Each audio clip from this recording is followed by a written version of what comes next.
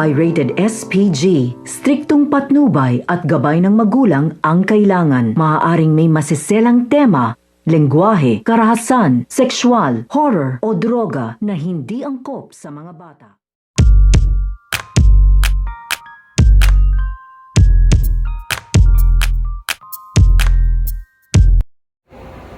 Ang matutuklasan nito nga si Eloy. So ito nga si Eloy ay matutuklasan nga niya dito na ito nga si Ali ay kasama nga dito ito nga si Hugo dito nga sa bahay nga nito nga si Hugo. Dahil nga sa ginawang pagsunod nito nga ni Ali dito nga sa abogado na kanyang sinusundan ay nagtungo nga ito dito nga sa bahay nito nga si Hugo.